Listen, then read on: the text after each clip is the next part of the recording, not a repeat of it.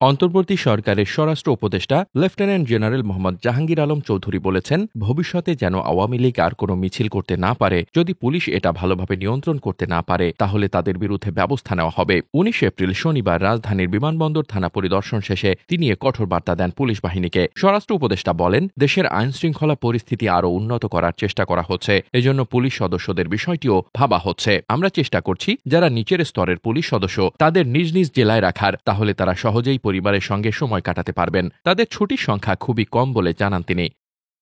বিমানবন্দরের থানার বিভিন্ন কক্ষ এবং ক্যান্টিন পরিদর্শন করে অন্তর্বর্তী সরকারের স্বরাষ্ট্র উপদেষ্টা বলেন, পুলিশের থাকা খাওয়ার ব্যবস্থা কেমন সেটি পরিদর্শন করছি। থাকা খাওয়া ঠিকমতো না হলে পুলিশ সদস্যদের দিয়ে কাজ করানো যাবে না। গত কিছুদিন ধরে রাজধানী সহ দেশের বিভিন্ন স্থানে পতিত আওয়ামী লীগের নেতাকর্মীরা ঝটিকা মিছিল করেছে, যা নিয়ে জনমনে আতঙ্ক তৈরি হয়েছে। এ নিয়ে রাজধানীর উত্তরা সহ বেশ কিছু জায়গায় আওয়ামী লীগকে নিষিদ্ধ করার দাবিতে বিক্ষোভ মিছিল করেছে স্থানীয়রা। তাদের দাবি, গত ৫ আগস্ট ছাত্র জনতার তীব্র আন্দোলনের মুখে ক্ষমতাচ্যুত শেখ হাসিনা ও তার দল আওয়ামী লীগ পুনরায় রাজনীতিতে সক্রিয় হওয়ার চেষ্টা করছে। এতে নীরব ভূমিকা পালন করছে পুলিশ সদস্যরা। একই সঙ্গে তারা দাবি তুলেছেন, আওয়ামী লীগকে রাজনীতিতে নিষিদ্ধ ও জুলাই আন্দোলনে গণহত্যা চালানোর দায়ে তাদের বিচারের আওতায় আনার।